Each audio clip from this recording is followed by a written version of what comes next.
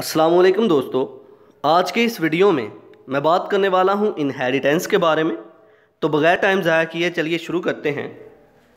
Inheritance, जैसा कि हमें पता है कि जब भी हम C++ लैंग्वेज में कोई प्रोग्राम बनाते हैं तो हम क्लास का कॉन्सेप्ट भी यूज़ करते हैं। तो क्लास एक ऐसा कॉन्सेप्ट है जिसके अकॉर्डिंग हम किसी ऑब्जेक्ट ओरिएंटेड प्रोग्रामिंग में कोई भी कोड जो है लिख सकते हैं। तो इनहेरिटेंस क्या है?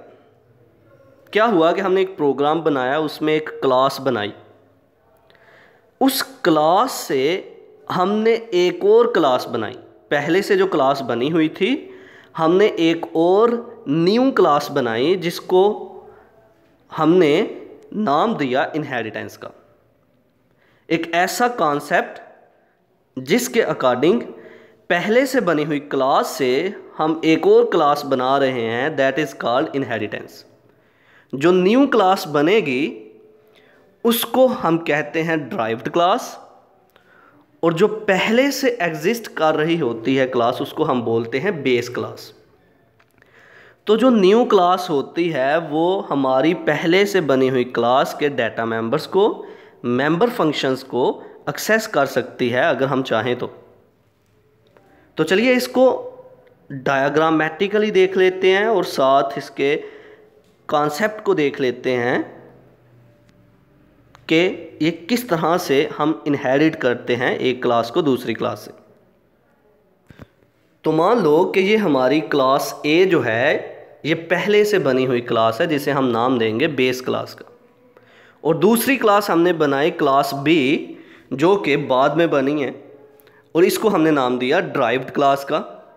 तो पहले से बनी हुई क्लास को हम नाम देते हैं बेस क्लास का और दूसरी क्लास को हम नाम देते हैं ड्राइव्ड क्लास का। जो ड्राइव्ड क्लास होती है वो बेस क्लास की कैरेक्टरिस्टिक्स रख सकती है। तो इसी तरह अगर हम देखें इसके कोड को तो हमने एक क्लास बनाई पर्सन के नाम से। टॉप पे देखें क्लास पर्सन।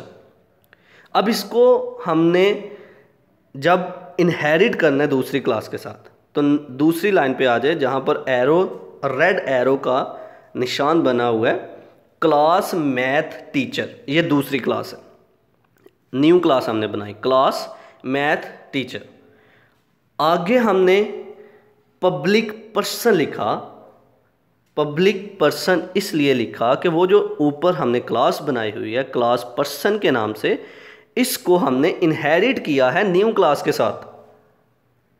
इसी तरह नीचे आ जाएं क्लास फुटबॉलर पब्लिक पर्सन, इसको भी हमने इनहेरिट किया है।